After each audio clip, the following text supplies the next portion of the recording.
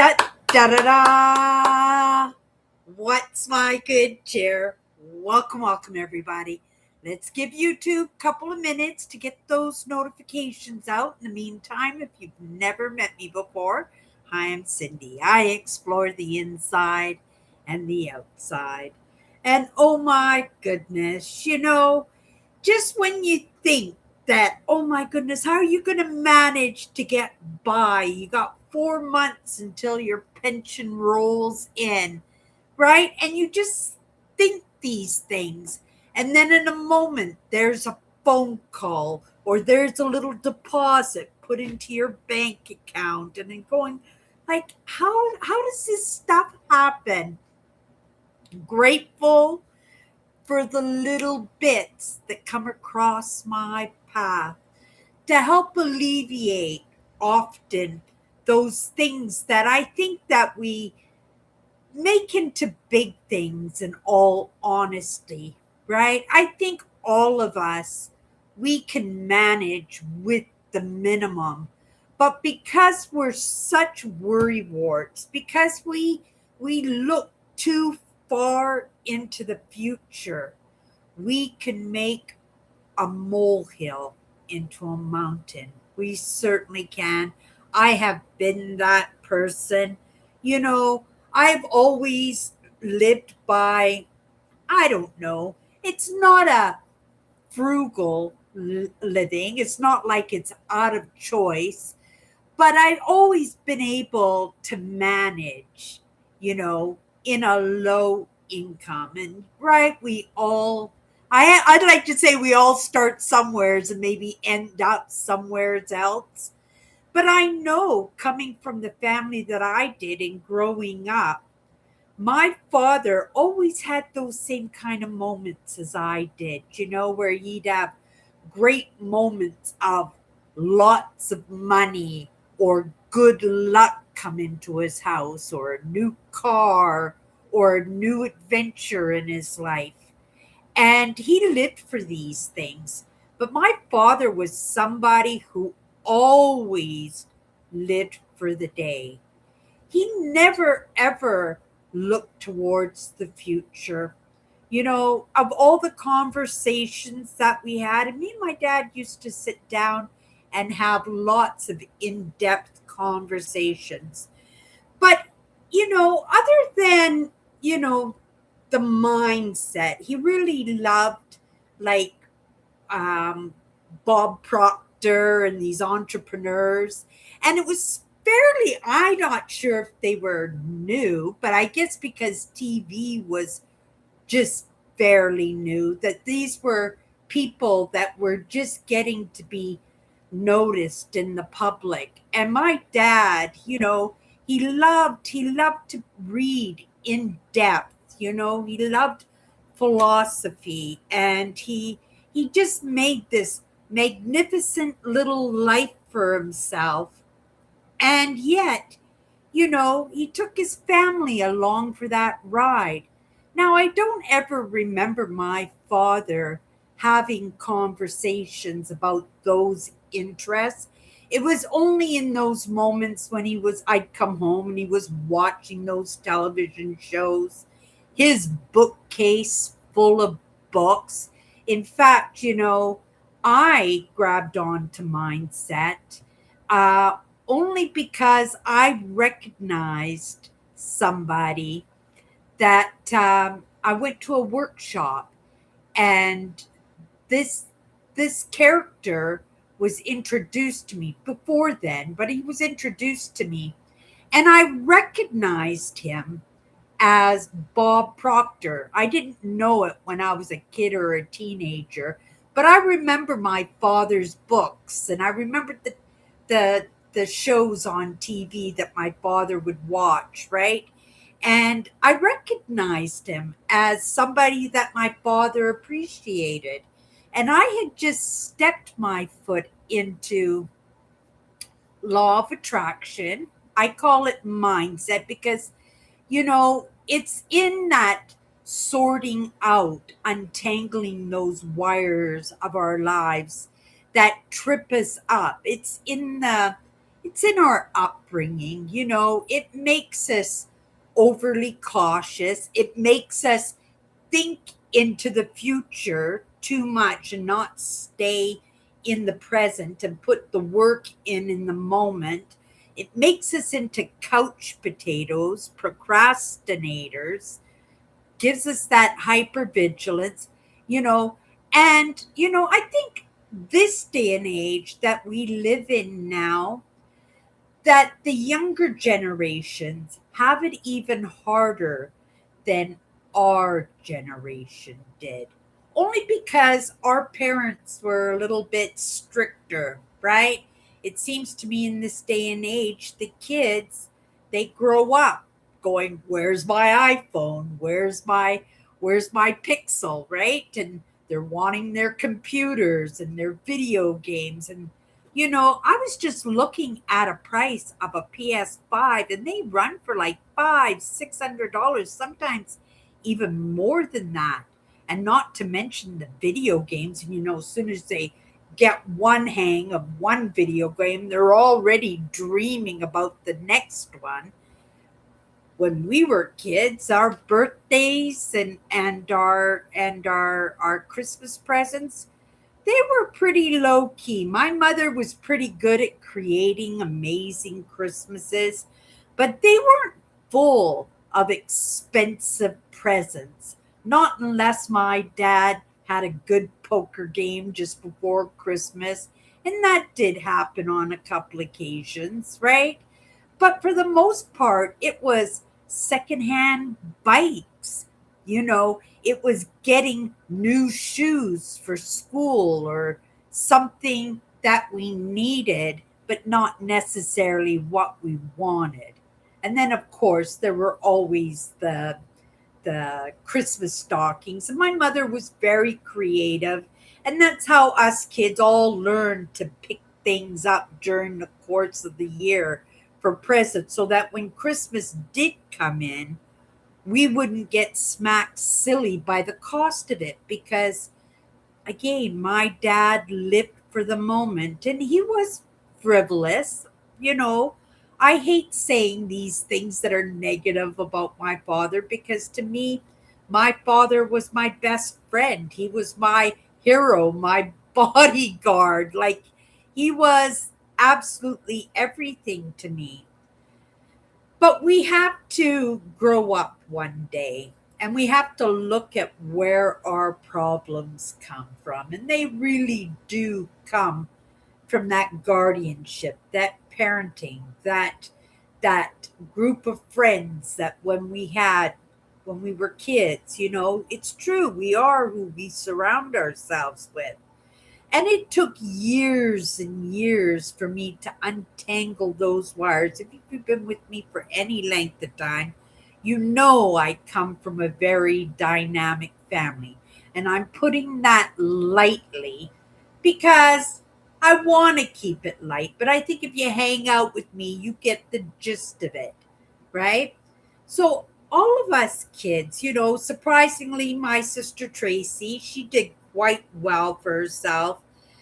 Me and my sister Alice, we were entrepreneurs for the most part, generating our own money, because we weren't people who were very good with working with people over us, the management, the owners, and stuff. I always got along with them because I was non-confrontational, but I didn't always care for my bosses, and I would overwork myself and trip over myself to do an amazing job just to keep them pleased, keep them off my back, keep them out of the picture if I could, meaning I would run the show just so that I wouldn't have anybody to answer to. And it's the same thing with my sister Alice. She's an entrepreneur too. And, in any job we would get, we would start at the bottom, just get our foot in the door and just work our way up as fast as we can into supervisor or management, right? I never owned my own company. It was a dream of mine to own my own company, but those opportunities never came across my path. But that was my fault because I am my father's daughter. And as much as my father lived in the moment and he didn't save for the future, right, the only time that he succeeded when he got a windfall, when an opportunity came across his path, or like I said, he had a good poker game, or he went down to Vegas or Reno and hit a big slot machine, or blackjack, or whatever he used to play when he'd go to those cities. But, it hurt us. It hurt all of us kids, in all honesty, because, you know, we became people who lived for the moment. And I'm not sure if I can say I could totally regret that. And hello, Tammy, I see you there.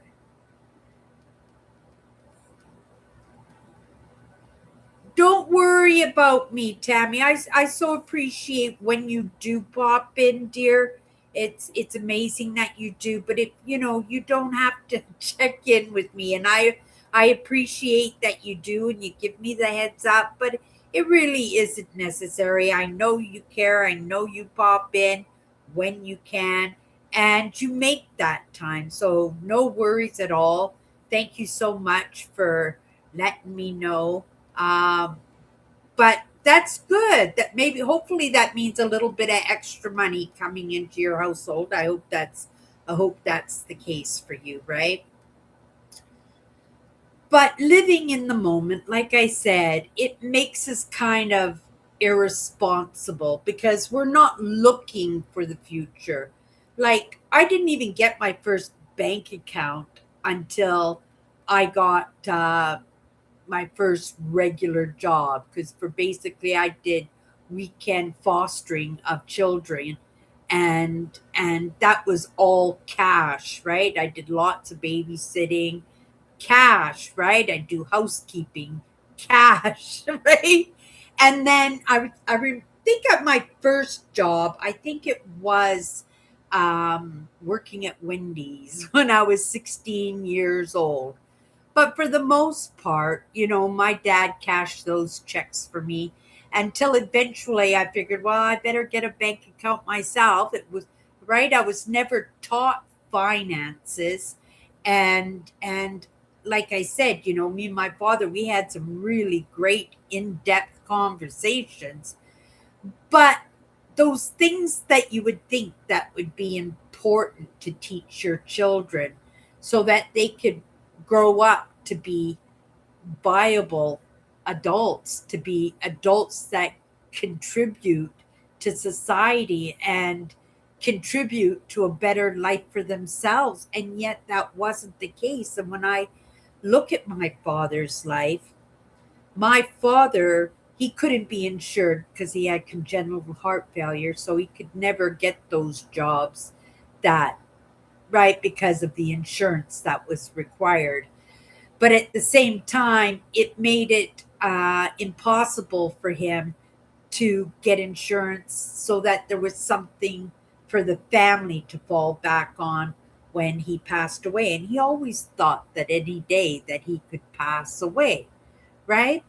And in the end, in all that mindset and law attraction, and my dad, he was, I never seen him yell or get mad at anybody. The only reason we know that he was upset about something is he would bite his tongue, and then we'd all fall over him, ourselves, trying to see what could we do to make him happy again, not even knowing what was making him upset, because he never really discussed it. He just wanted his kids to figure it out on their own.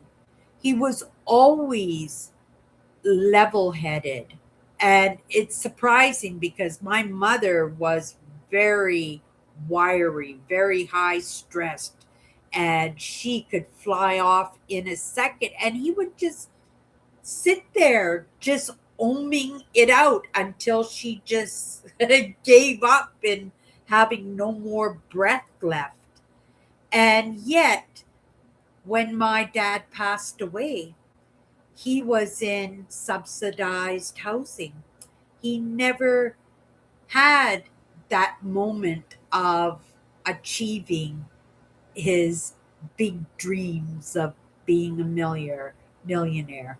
I'm going to assume that's what it was. He never discussed that with us. Like I said, I didn't even know the the characters and the networks he liked to hang out with. Only it was only in that connection, oh, decades later, that I stumbled on to get to know that some of those interests that I had in mindset was the exact same thing that my father was interested in.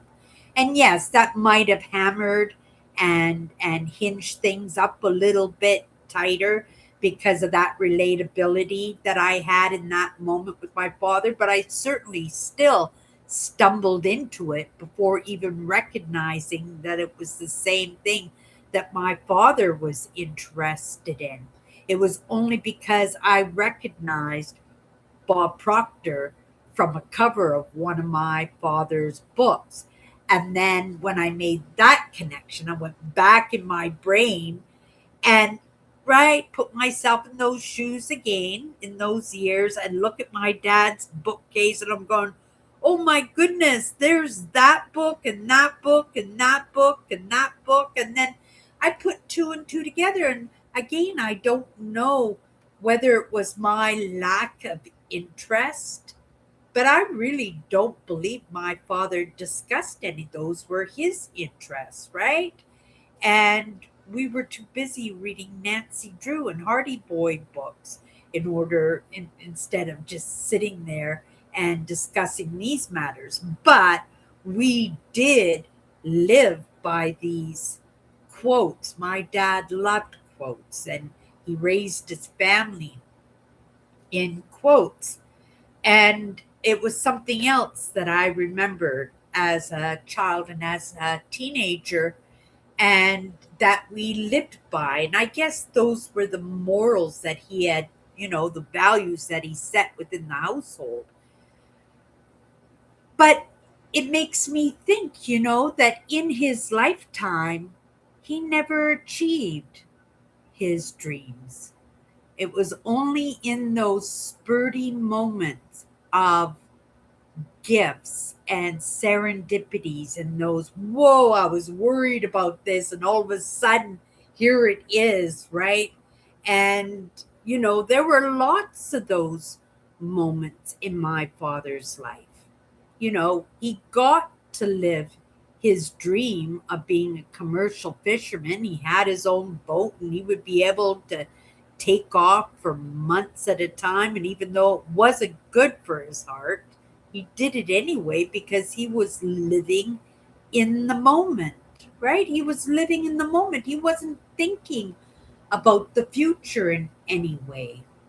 And then I look at myself and I go, I am so forward thinking. I'm always, right, tying the past and the present and the future as a package. I don't, right? I love history. I love looking at the past, right? I do practice living in the present, but my life sometimes is not so super exciting. You know what I mean? Because I don't have that that income in my household that makes it possible for me to go off and do all the things that I want to do. So, in that similarity with my father, I wait for those things to come across my path, those opportunities and those little gifts the universe drops in my lap every once in a while. But it seems to me, because I'm so wiry to the fact that I do foreshadow, that I do look at the future, not in a like a fortune teller kind of way, but I worry about next month. I worry about 6 months from now. I worry about next year. And I'm always planning and taking notes and making chore lists and checking things off as I get things done. That's just part of my routine in my life. But of course, because I'm trying to stay present and live in the present, like I said, the present isn't always that exciting. In the present, I don't always have those resources to take care of my goal list and stuff. And that's why I have the list. So I prioritize them, right? So I prioritize the things on my list. And then I have that sense of accomplishment because I was forward thinking. Now, maybe the difference is I don't have congenital heart failure like my father, so it isn't necessary for me to live in the present. But I live in the present anyway, right? And that was something I picked up off my father. But then again, in the lessons that I'm in, it's very important to stay in the present because again, when you forward think too far ahead, that's where your stress is, right? Those are your worries. Those are those are the outcomes and the prognoses. And, I think that's why my father was able to put an extra 25 years after his prognosis of not being able to live very long, that he was able to add another 25 years onto his life because he lived for the moment. He didn't let the fact that he was really sick impact his day to day. I don't know how he was able to put it off to the side because his side table looked like a pharmacy with all the medications that he was taking. My father also had angina, so he was constantly having these little mini heart palpitations every day, and those were scary to watch. I couldn't imagine how scary they were to actually experience. And he was having them every day, sometimes numerous times during the course of the day. And you have to appreciate, like that. My father woke up every single morning. Yes, he put 25 years extra onto his life, but every day he woke up knowing today could be his last day. Can you imagine doing that for 25 years? That is something that I can be grateful that I don't have that experience in. But in my family, I do have members in my family who have to take care of themselves that way, that they do live in the moment and they're not looking at the future. So that it's not the future that's stressing them out, it's the present moment that's stressing them out and worrying them and weighing heavy on them. So in the present, they can't be joyful, happy, content where they are. They're so momentary, right? But to get back to what I was saying when I first came in to do my live, that you have to be grateful for the little things that come into your life, the little opportunities, the little pieces of good news. When your kids come home and say they're pregnant, and hopefully they're in a steady relationship when they do that, right? That somebody got an A+ on their report card, that there might be a little vacation coming up, right? That they found $50 bill on the road when they went for a bike ride. I like using that one. That happened to me a few weeks ago, and that was a good one, right? Because it alleviates the present moment, right? But you have to be present for that and not worrying about the future, right? And not worrying about what's not going right in the present.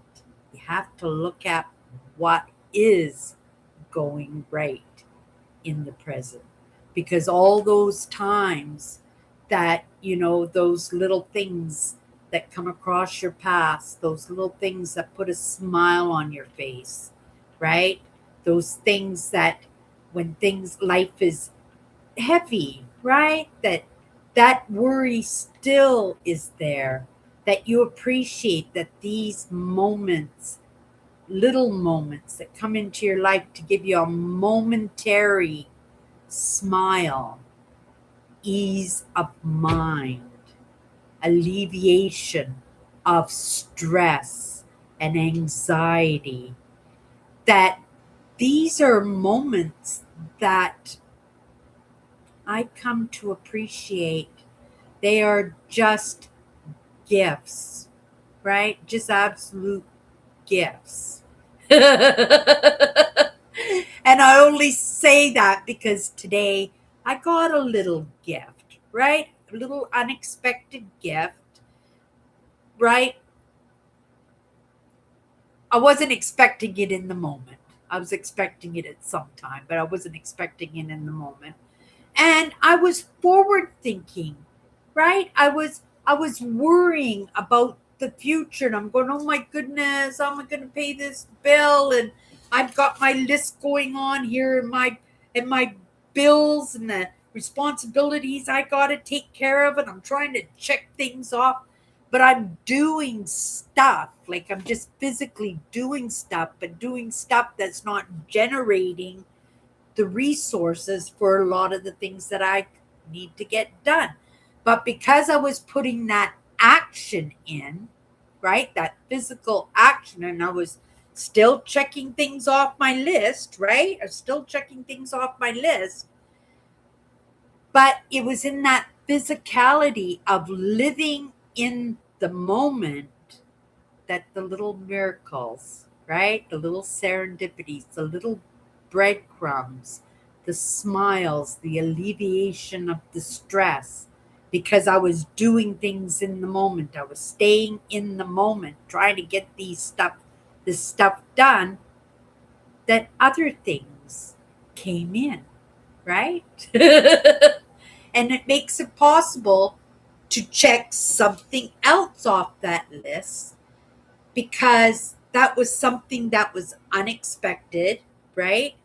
And it alleviated a stress in the future. But it only happened because I was staying in the present. I wasn't thinking of that thing. I was so busy in getting other things done that opportunities and gifts and moments of smiles and little bit of good news. And you guys, if you've been hanging out with me for any length of time, you hear me say it all the time, right? It was the best of times. It was the worst of times. Okay, I didn't say it. It's not my quote. That belonged to Shakespeare. Right? And then, singing in the rain. That's not mine either, right? I came from the movie Singing in the Rain. Right? And then there was a Whistle While You Work. There you go. Snow White and the Seven Dwarfs. But it is so true, right? If you stay in the present, and right, it doesn't mean not to get things done. Like I said, I keep the list, right? All the things, all the chores that I got to get done, the bills that I got to get done, the groceries that I need to put into the cupboard, the little birthdays that are coming up, right? I've got my list going on, and I keep it just on my desk there.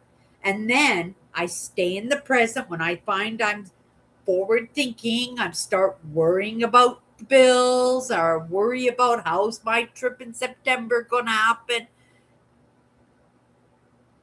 That is going to put you in a negative state. And you guys know, I say all the time, once you're in that negative state, nothing can come to you. Nothing wants to come to you, right? Because nobody wants to come near that negativity, that worry, that stress, anger, right? Scared, scared, right? Because scared attaches to all of that. And it's so true because when you are busy in what you need to get done, right? And if you're like me, lists are amazing. Like they're so amazing. Like the littlest thing, clean the mirror in the bathroom, write it down, right? Laundry, get that down. Oh, I need these, write it down, right? And then just check these things off, get this stuff done. And because you're busy in the present in getting things done, right? Whether it's at your job or whether it's within your family, right? Or even in creating the best life for yourself as you possibly can, that you're adding those joyful things for yourself because the idea is to whistle while you work, right? To smile when things are difficult. It was the best of times, it was the worst of times. That's what life is. That is what life is. And we all want the couch and the remote control. We all want to lay on the beach and drink pina coladas, and we want to have servants and right housekeeping and cooks and the easy life. But the easy life is going to put us in that state where we're going to be thinking about the future, right? Thinking about the future and not staying in the present.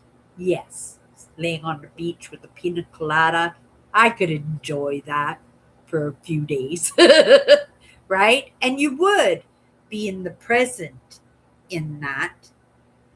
But the whole idea is that wouldn't happen unless it was planned for in those things that we want to, right? I do that goal setting myself, right? My goals, my dreams, my needs, my to do list. It's all there.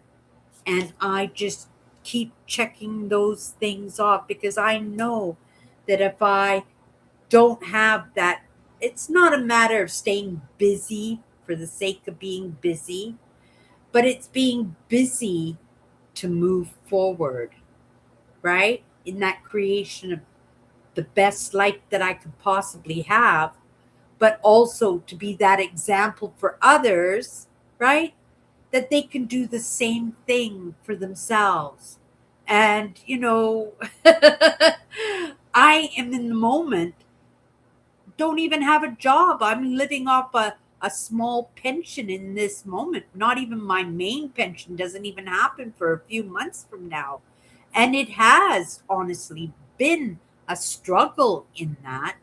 But also at the same time, I look at it as a challenge, right? And because it's in that idea that I'm creating the best life for myself as I possibly can. And I don't have all the lessons. I didn't get all the lessons. A lot of what I do is adapt and conquer and ride the waves and follow my intuition and whistle while I work and be appreciative for the little things that come across my path, the little serendipities and coincidence and little, oh my goodness, right? Every once in a while. And that's what makes life enjoyable, right? That sense of accomplishment, those smiles every once in a while, right? And those little gifts that come across my path. But that only happens because I'm staying in the present, because I know from my mentality, right, my mindset, that I am a bit of a worrywart, right?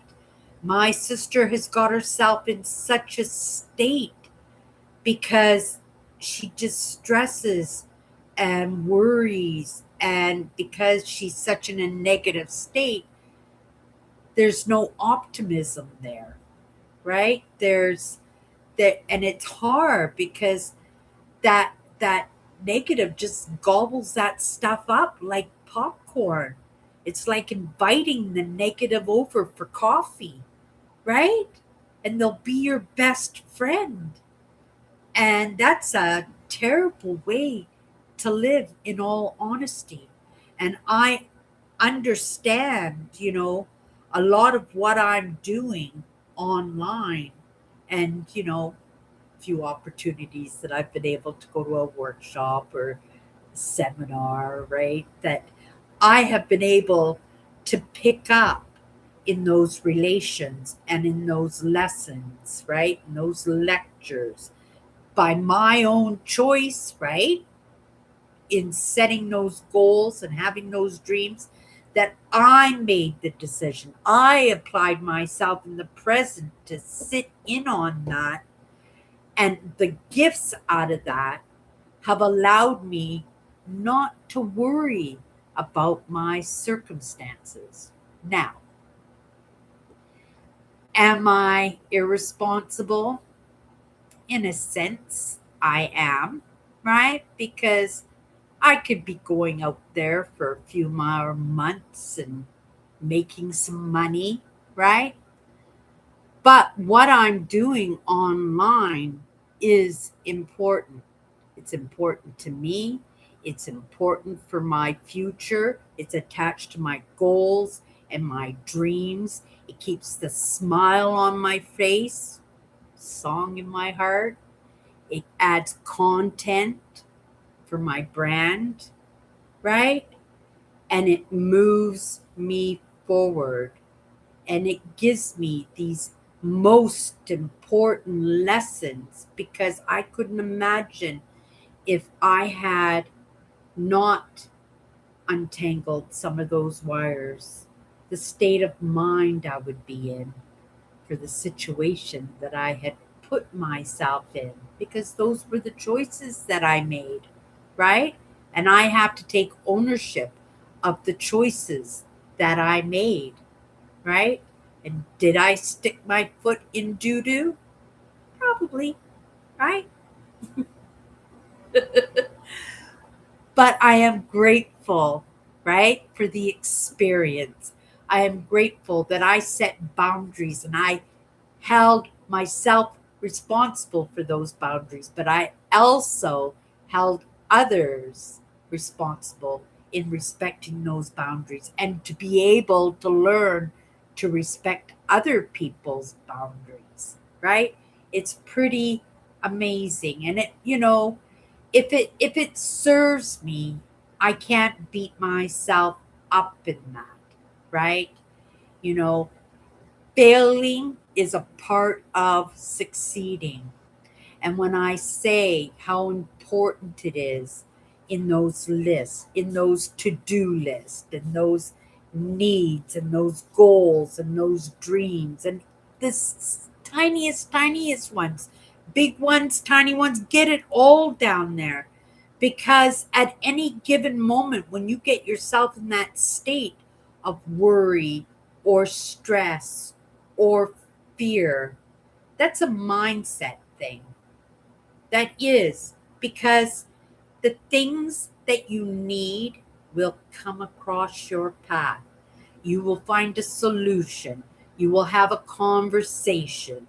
There will be an opportunity or a gift.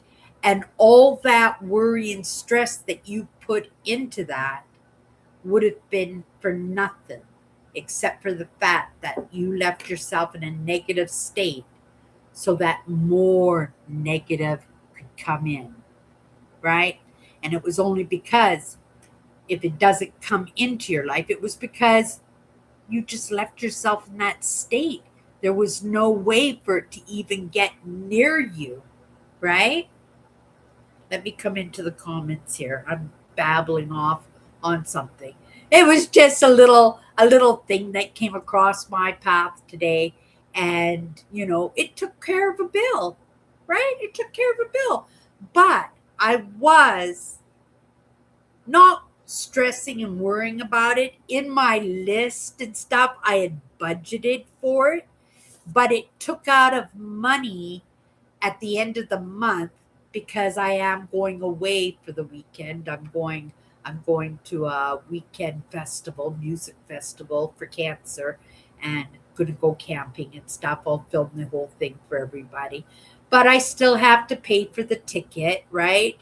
And there'll be groceries, and I'm not a drinker, so I don't worry about buying booze or anything like that, but I'll probably want some juice, some water, some pop and stuff. And then, of course, I'll want to make a nice breakfast for everybody in the morning, right? It's a big pig roast, right? So they're going to be roasting a big pig on a rotisserie thing, barbecue thing with all the fixings. It's going to be lots of fun, but it is going to cost a little bit of money. Plus, my sister's lending me her vehicle for that trip, so we're not going too far out of the city, but I'll still have to be grateful and put 20 or $25 in her gas tank for letting me use the vehicle. So of course that was coming out of my budget at the end of the month. And because I had this bill that I had to pay, that was coming out of that. And it's not, like I said, it's just a little pension check at the end of the month, right? That it would leave me so tight, right? But I wasn't worrying about it because I was willing, right? I had no other choice. It was already accounted for in the budget and everything. But because this little thing came across my path today, it comes off of the budget at the end of the month, right?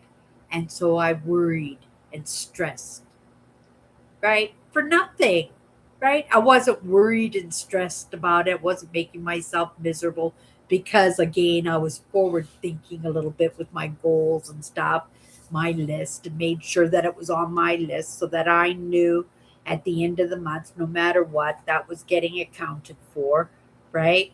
And that sense of accomplishment was going to have to see me through in making me feel good about staying on top of things. But because I kept myself from out of that state of worry and stress and woe me, how am I going to do it, right? That it just kind of worked out on its own, right? We all spend too much time in the future, right? We spend a lot of time not in the past, but in the residue of the past. Lots of us, we don't want to think about the past because the past has been so crappy and disastrous or painful, heartbreaking, full of grief, right? Illness. There's all kinds of stuff back there, right? That's life, those struggles,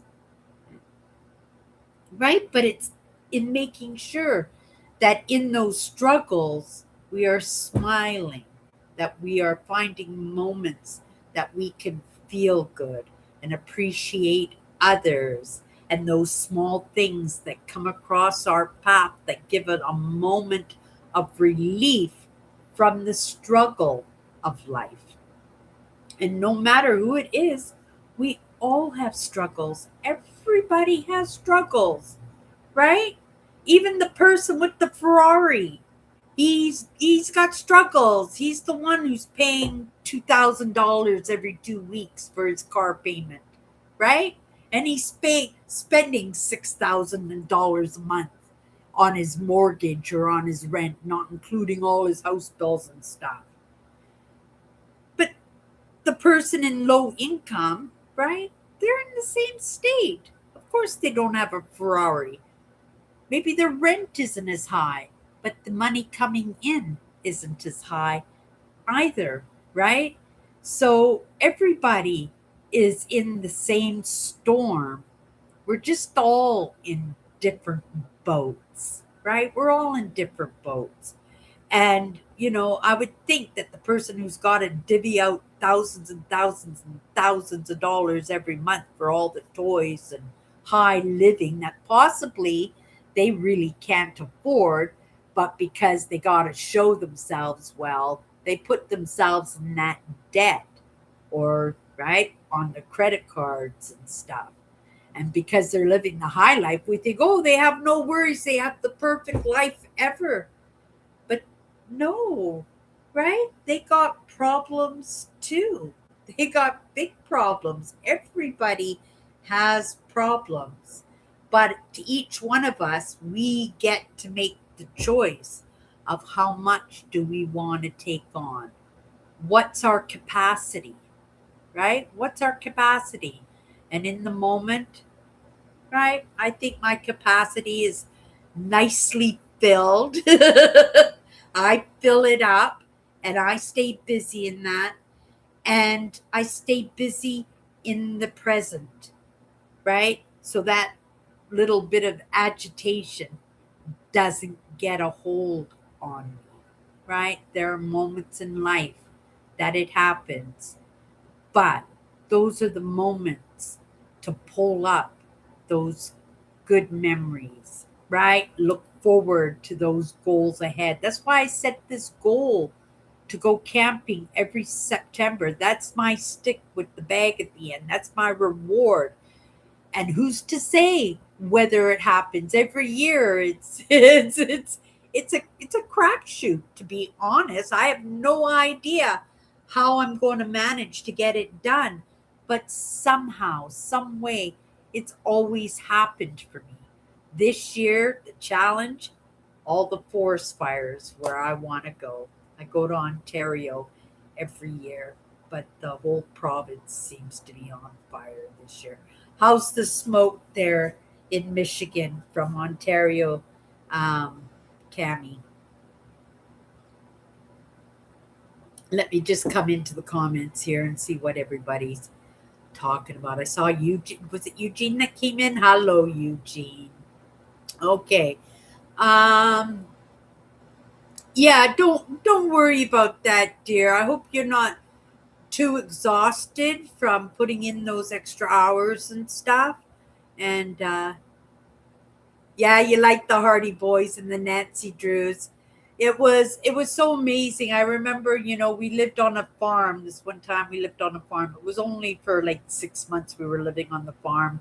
My dad got a tip from a big shot who said go buy some land north of Dawson Creek on the Alaska Highway. They're building the Alaska pipeline. And so my dad all packed us up within a couple of weeks. He had bought some land out in Farmington on the Alaska Highway there. He ended up making hundreds of thousands of dollars on that piece of property that he only paid $14,000 for. But the shack that we lived in, you could see outside through the spaces of the boards of the walls.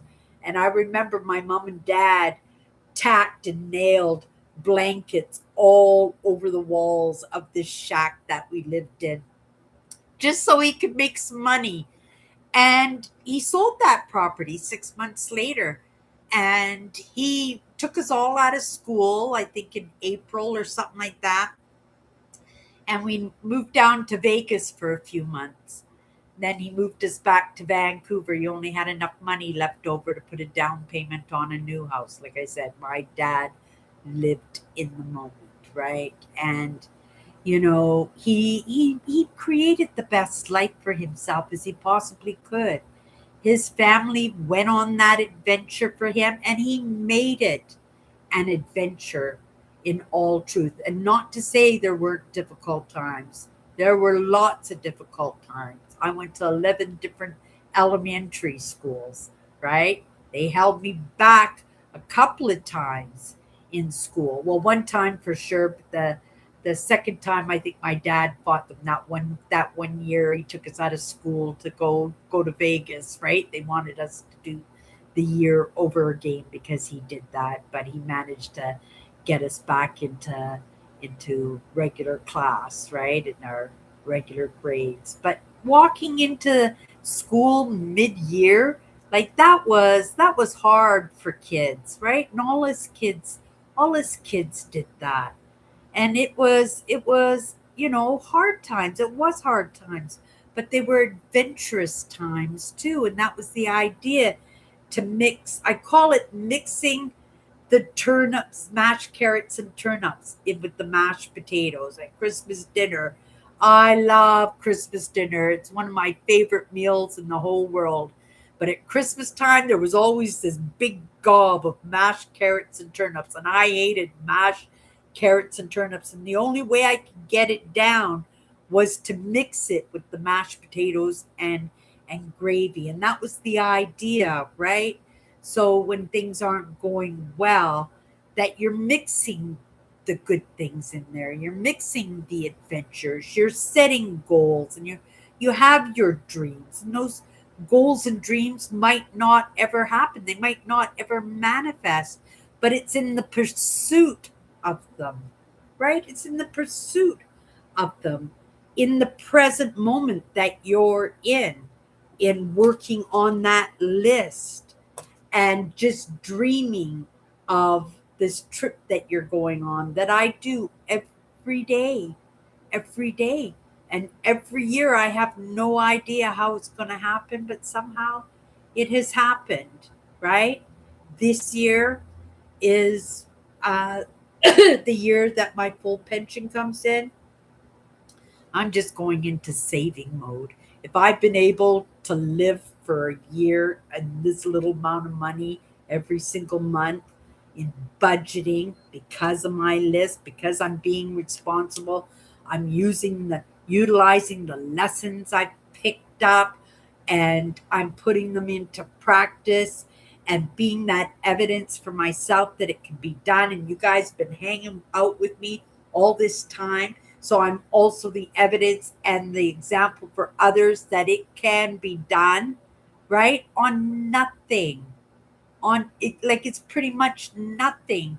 And yet I have done that. And I've done that in good cheer, right?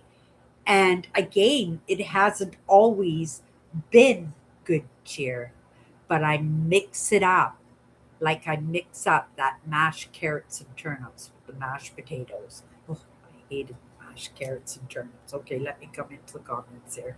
Um, I love those books too, Cindy. The Hardy Boys and the Nancy Drew books. I read all the books. Yeah. Oh, but to back to that story about the farm. Yeah, my parents would put these blankets all up around the walls, and there was no electricity, no running water, and it was just a shack, right, with the wood stove in it. It was like crazy town. These ideas my dad would get, it would just be crazy.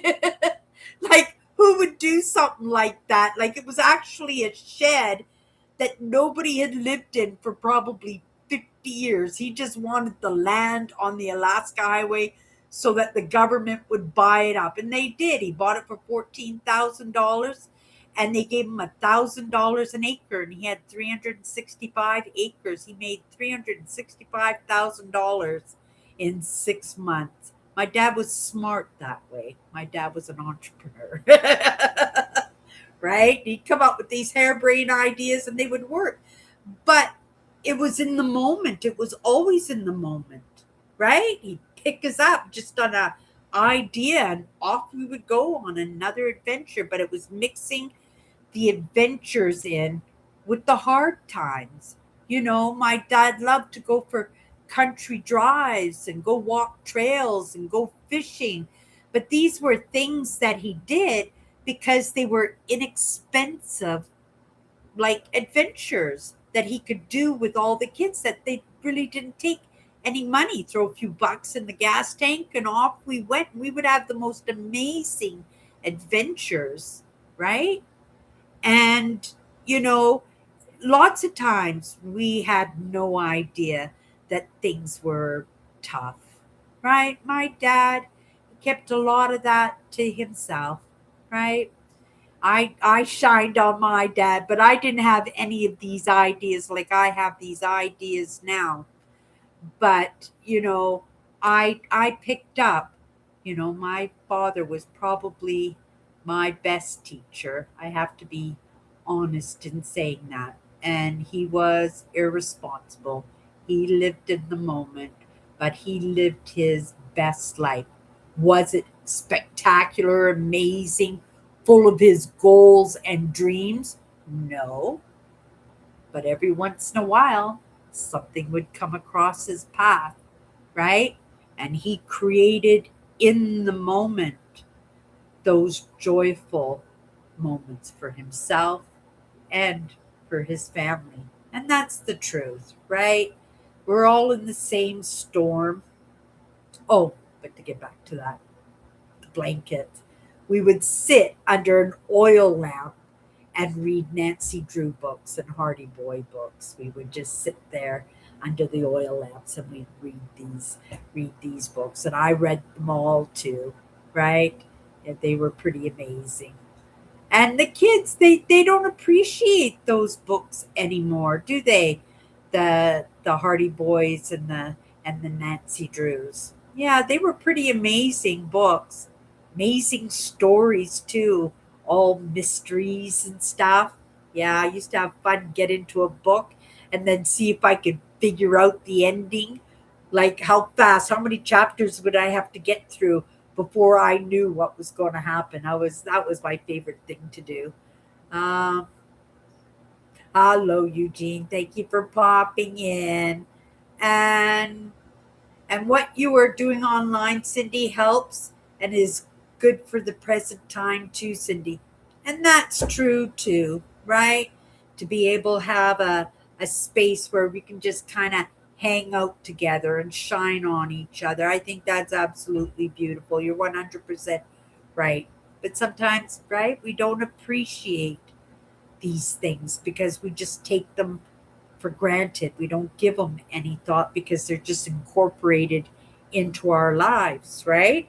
It's just like, you're doing the caregiving, but you look at it, as your job, but you don't recognize that you're giving back. Like it's a gift. This is a relief for a parent to go off and have a little bit of a life for themselves because you're taking care of their child, or that helping hand when somebody is not feeling good. That's all service. That's all appreciated, right? It should, I would hope, be vocalized at the very least how much that it's appreciated. But sometimes it's so incorporated in our day to day, we don't take it into consideration that it's actually a kindness. It's actually service to others, right? Um, all right, Cindy, enjoy your weekend. Very happy for you. Awesome. Uh, Yeah, people are using a mask, and it's easy, when you're highly sensitive, you have that hypervigilance. It's easy for us to read through that, but you have to remember not everybody has those experiences. So, not everybody can see through the mask, and unfortunately, they do. I was actually listening into a content creator today, and he was talking quite a bit about manipulation, and coercion, and it's because people can't pick up on that. They're so trusting, right? And I was that person too, but at the same time, I sugarcoated things. Lots of times I knew that they were wearing a mask, but I would be polite because it would kind of be like minding my own business, like, when somebody's lying, but you're not going to call them on it. So you let a lot of stuff slide in that. But lots of times you care for people, and when they lie or they do something kind of sneakity or something unkind, that we don't call them on that. We right we just right we don't want to embarrass them. We don't want to put them on the spot. We don't want to stir the pot too, right? um Oh, you got some rain today. Oh, those storms got to you really fast. And you had a tornado too? Holy moly. I've seen funnels before come from the sky, but I haven't seen one hit the ground. I've seen some of those dust ones, the ones that pick up the dirt on the highway and stuff, or out in the farm fields. Those are pretty cool to watch, but they're not tornadoes. I don't think I would want. I like the crazy weather, but I don't think I'd want to get too close to a tornado, that's for sure. That's cool, Cindy. Your true life story on your life and your story. Life behind the Hardy Boys and the Nancy Drew mystery books. Yeah, I remember that. I think it was probably, oh, I must have been maybe 10 or 11 years old, and I was reading very early. I think I was reading by the time I was 3 years old. I wanted to know what the bubbles were in the Archie comics and in the Casper comics, right? And lots of times I could relate the picture in the comic strip to what was in the bubble. And I don't know how, but I managed to teach myself how to read in that. I was very self-taught in almost everything that I did. Yeah, but I love to read. I used to love to read well into my, I would say probably into my 30s, right? Or at the very least late 20s. I love to read. But then, life picks you up and it just seemed like you're chasing the dollar and you're working full time and you never can find that time for yourself. These days I make the time, right? I make the time. I've got my book right here. I'm reading the 12 right now. And yeah, I'm having a hard time because they have so many different characters in there. And once I get into a chapter and then I learn the characters, I get into the story, and then the next chapter, which is, I think, a problem in this book because then they go right into a different character in a different part of the country and a different story. And you think you're still in this story, but you're in 3 or 4 pages until you finally realize, oh, they're talking about somebody totally new here, right? So I kind of get dust devils. Yeah, they're pretty neat. Yeah, when I was a kid, I used to love comics. It was one thing, if my dad had a good day at poker or something, he would always bring home comic books and potato chips and chocolate bars, or, right? He would always treats. Again, he lived for the moment, right? So when life was going good, there were all kinds of great things coming into our lives. But when things were not, like I said, you guys hear me say all the time, my dad walked in the door with a 25-pound bag of rice over his shoulder. And we knew we would be eating rice, 101 different recipes for a month until he caught up on his debts, right? Yeah.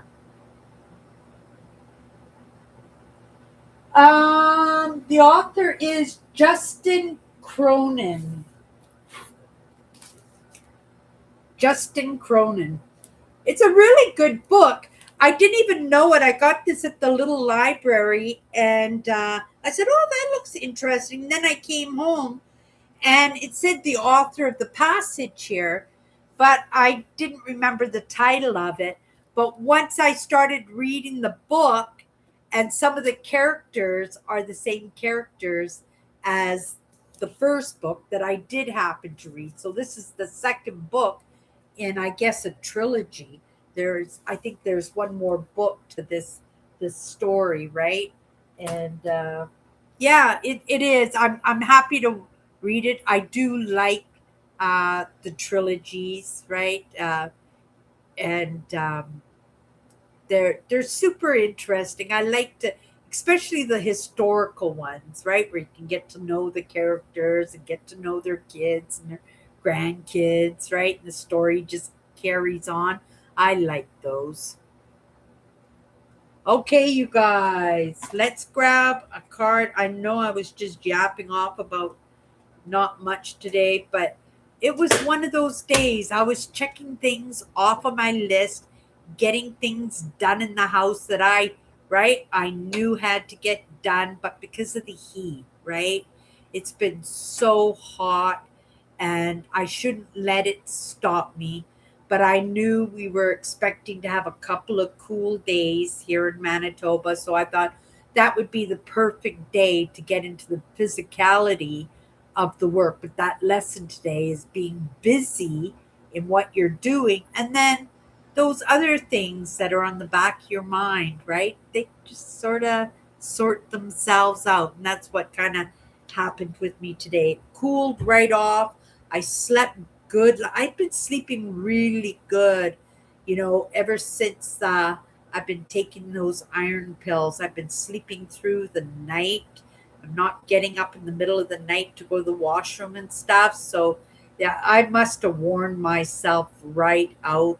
And of course, I am I am the example for myself. So I do know I have a tendency to push myself further than I should, especially when I go for the walks and stuff and I poop myself out. And then, it just kind of made sense to me that, oh, you're just running yourself down a little bit. So I'm glad I found out that I needed to keep an eye on my iron levels, to take those iron, right, along with my vitamins and minerals. I have to figure out when I can take them because they don't all work well together, right? You have to take them at different times. But I'm feeling so much better because of it. Yeah, it's nice to sleep through the night again. And especially when things have cooled down so much. Like today, I got well, you don't want to hear about all the chores that I got done, but I got lots of chores, things that I've been putting off to the side, saying, oh, it's okay, right? I'm the only one who's going to see it. It could get done in a couple of days, and right, putting it off. And then today, I just took that advantage and get it all done. Tomorrow I'm going to be out and about. I don't know if I'm going to ride my bike or take a bus and then maybe walk home. And I'm going to go visit my sister. We're going to have Chinese food. I'm going to make homemade Chinese food tomorrow. So I'm going to have a visit with my sister, do a little bit of housework for her, right? And take care of her cat's needs and stuff to make sure that she's got everything that she needs, right? Especially a little bit of company and relief from all that worry and stress and forward thinking stuff that she does that keeps her in a negative state. And, it's not like I'm giving her heck for that because I get it, right? Like, I can't imagine, having illnesses and prognoses, and you wake up in the morning, you don't want to think about that stuff, but you got a bedside table that's covered in medication that you've got to take, right? And then you spend half an hour cleaning out your lungs, coughing up whatever, and not being able to manage physically to get mobile for like an hour because you're so tightened up from sleeping all night, right? I get it. When you have these worries and stresses, it's hard because it's right in your face, it's right in your physicality.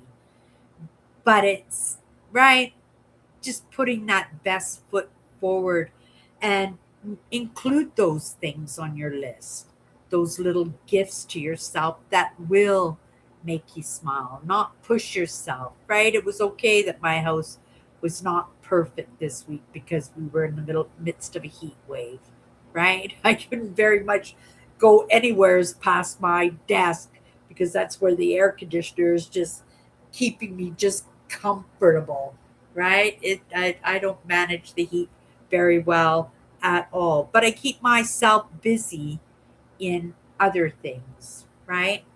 Okay, you guys, let's just get into a word and then we'll call it a night.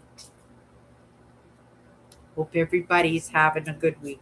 Don't work yourself too hard. Find moments for yourself, Tammy, that you can have little pleasures, little smiles, a little relief for yourself, right? Okay, here's the card. Movement is an action that gravitates to the result. This is, you get the patterning, Tammy? This is the third time in the past week that we pulled this word movement. We are in a season, you guys, now, right? What are your goals? What are your dreams?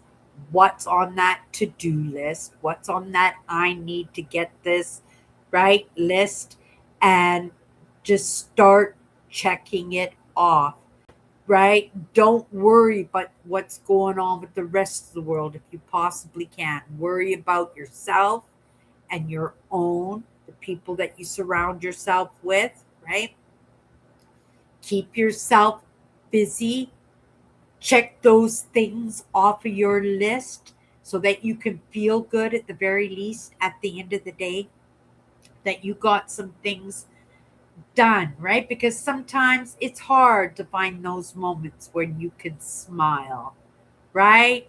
Best you can do is throw your feet over the couch and go, oh, I'm glad that day is done, right?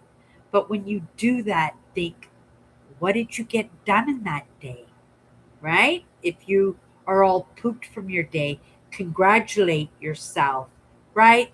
Fix yourself a cup of coffee or a nice drink, fill up a glass full of ice and cool yourself off. Have a bath, right? Put some Epsom salts in there. Go sit out in the backyard and watch the sun go down. Do something for yourself that gives you that peace of mind and not worry about you got to get up at 7 o'clock tomorrow morning and do that all over again, because that's what you're going to have to do, right? That's the movement. That's our evolution. This is where we get things done. This is where we prove to the world that we want to be here, right? That we never give up, right? That today is not the day, right? Movement is an action that gravitates to the result. What's on your list? Make a list, right? Block it off a little bit. Some good things for yourself, things that you gotta put some resources to, another little list of things that you have to put some muscle into. Some of those things to appreciate the people that you're in your life that might need a little bit of attention too, because sometimes that sense of accomplishment, that sense of feeling good, is the things that we can do for others. And as highly sensitives and empaths, that's something that we're good at, eh? In making other people feel good. And you got to remember, you get what you give, right? So don't worry about all those things that are so far ahead, right? Worry about what's on the list and what can you do right now, right? Movement is an action that gravitates to the result. That's all I've got for you tonight, you guys. Have a great rest of your week. Take care of yourselves, and I'll be back tomorrow, 9 p.m. Central.